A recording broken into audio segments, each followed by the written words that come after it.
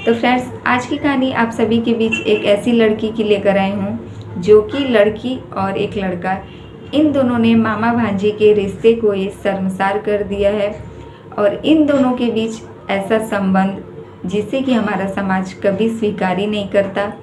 Hello friends, welcome back to my YouTube channel Sangeeta Rinku ji में आप सभी का फिर से एक बार स्वागत है। और आज मैं फिर से आप सभी के बीच एक नई और सच्ची घटना के साथ हाजिर हूँ। तो फ्रेंड्स, आज की कहानी शुरू करें उससे पहले अगर आप हमारे चैनल पर नए हैं तो प्लीज़ हमारे चैनल को सब्सक्राइब कर दीजिए और वीडियो पसंद आए तो लाइक कमेंट ज़रूर कीजिएगा। तो फ्रेंड्स, आज की कहानी शुरू होती है 9 अक्टूबर 2019 और यह कहानी है उत्तर प्रदेश का एक जिला लगता है कन्नौज और वहीं का एक थाना है गुरसरायगंज, जहाँ का एक गांव लगता है गुरैया। इसी गांव में एक आदमी रहते थे जिनका नाम है रमेश चंद्र और उनकी पत्नी। यह दोनों पति पत्नी अपनी एक लड़की के साथ रहते थे जिस लड़की का नाम था संध्या और उसकी उम्र करीब 20 साल की थी। जैसे 9 अक्टूबर को सुबह सुबह इस घर परिवार की किसी भी सदस्य का पता नहीं चल पाता है। सुबह के 10:30 बज चुके होते हैं और इस घर से बाहर कोई भी व्यक्ति नहीं आता है। तभी आस पड़ोस के सभी लोग जो है घबरा जाते हैं और जिनमें से इनका एक खास पड़ोसी जिसका नाम राजू गौतम था, इसने इनके घर के बाहर आकर कई बार आवाज़ भी लगाई कि आखिर इनके घर से अभी तक कोई बाहर क्यों नहीं आया है या फिर क्या बात है जो ये लोग अभी तक सोए हैं। ये लोग सुबह जल्दी सोकर उठ जाया करते थे, लेकिन आज इतनी देर हो गई और इन लोगों की नींद अभी तक नहीं खुली। तभी यह राजू गौतम जो है काफ़ी देर तक आवाज़ लगाने के बाद इसे इस बात की शंका होती है कि कहीं न कहीं ज़रूर कोई दिक्कत या परेशानी है जिस वजह से यह लोग अपना दरवाज़ा नहीं खोल रहे हैं। तभी सब लोग जो है घबरा जाते हैं और कहीं ना कहीं अंदर जाने की कोशिश करते हैं, लेकिन यह राजू गौतम जो था अंदर जाने के बारे में सोच ही रहा था। उससे पहले इसे लगता है कि अगर वह इस घर के अंदर जाता है, हालांकि घर के अंदर जाने के लिए दरवाज़ा तोड़ना पड़ता, लेकिन अगर यह घर के अंदर जाता है और कहीं ना कहीं कोई घर के अंदर कोई अनहोनी या ऐसी कोई घटना हो गई हो तो फिर यह बेचारा फंस जाएगा। इसलिए यह राजू गौतम जो है सबसे पहले पुलिस को कॉल करता है और मौके पर पुलिस को बुला लेता है। जैसे ही मौके पर पुलिस पहुंचती है, वह घर के ताले को तोड़कर जब अंदर जाती है, देखती है कि घर के अंदर एक पति पत्नी जो है फर्श पर संदिग्ध अवस्था में पड़े हैं और उनके फर्श के चारों तरफ जो है देखकर यह लग रहा है कि इन दोनों की बेरहम तरीके से हत्या कर दी गई है। इस बात से पड़ोसी जो है काफ़ी ज़्यादा घबरा जाते हैं और सब लोग यह बात करने लगते हैं कि आखिर इन लोगों के साथ ऐसा किसने किया। तभी वह लोग पुलिस को बताते हैं कि इन लोगों के साथ इनकी एक लड़की भी रहती थी जिसका नाम संध्या था और उसकी उम्र 20 साल थी।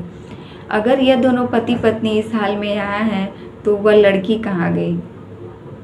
जैसे ही पुलिस वाले पूरे घर की तलाशी लेते हैं, उस लड़की को ढूंढने की कोशिश करते हैं, लेकिन वह लड़की का घर में कहीं भी पता नहीं चल पाता है।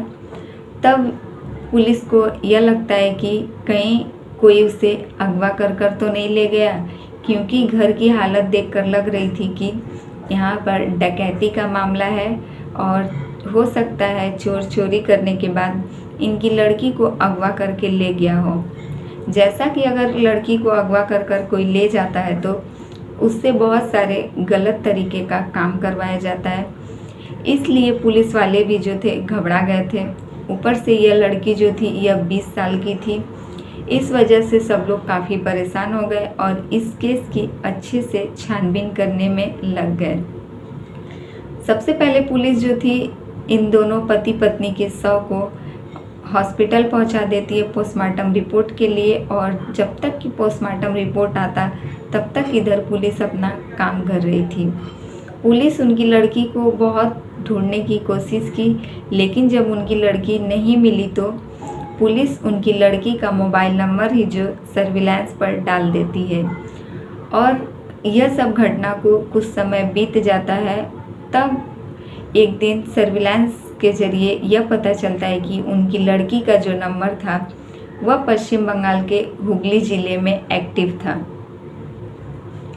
जैसा कि आसपास पड़ोसियों से पता चल गया था कि उनके घर उस लड़की के मामा का आना जाना था, जिसकी उम्र 22 वर्ष थी और उसका नाम था परवीन।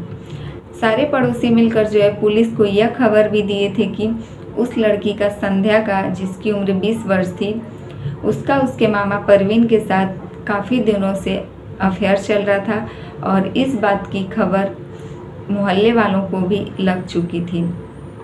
धीरे धीरे देखते देखते 2 साल बीत गए और पुलिस जो है परवीन के घर पर भी गई थी। वहाँ पे भी पता चला कि परवीन अपने घर से लापता है। इधर संध्या भी लापता थी, जबकि उसके माँ बाप की हत्या हो गई है। इस वजह से पुलिस का पूरा शक था कि कहीं ना कहीं इन दोनों का इस हत्या से कुछ न कुछ लेना देना जरूर है। तभी देखते देखते इस पूरी घटना को 2 साल बीत जाता है और 2 साल के बाद पुलिस को सर्विलांस के जरिए यह पता चलता है कि इन लोगों ने जो है अपना नंबर ऑन किया है और उन लोगों का लोकेशन जो था पश्चिम बंगाल के हुगली ज़िले में एक RBS रोड है, जहाँ की एक झोपड़पट्टी में उस लड़की का नंबर एक्टिव था।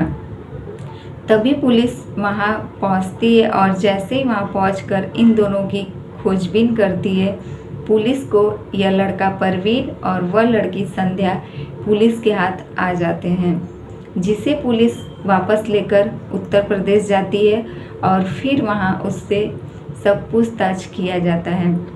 लेकिन वहाँ पहुँचते ही परवीन और यह लड़की संध्या, यह दोनों जो है बिना पुलिस के किसी शक्ति के ही चुपचाप वहाँ पहुँचकर यह लोग पूरी घटना जो है पुलिस के सामने बता देते हैं।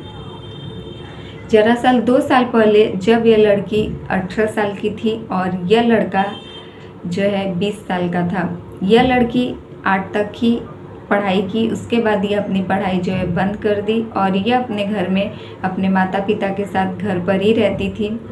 तभी उसका मामा परवीन जो है अक्सर वहाँ पर आया जाया करता था। एक दिन परवीन जैसे ही अपनी बहन के घर गया, वह देखा कि उसकी बहन की यह लड़की जो संध्या थी, यह भले ही 18 साल की थी, लेकिन यह देखने में काफ़ी खूबसूरत थी और यह देखने में भी लग नहीं रही थी कि यह भी 18 साल की ही लड़की है। उधर परवीन भी अभी 20 साल का ही लड़का था, इसलिए यह संध्या को देखकर कहीं ना कहीं इसका मन डोल जाता है और संध्या को इस बात की जरा सी भी खबर नहीं थी। ऐसा ही करते करते परवीन जो है संध्या को पसंद करने लगा था और वह हर रोज़ अपनी बहन से मिलने के बहाने उसके घर पर जाता था। उधर संध्या की मम्मी को भी इस बात का पता नहीं था कि आखिर उनका भाई परवीन उनकी ही लड़की पर ऐसी गंदी नज़र जमाए बैठा है।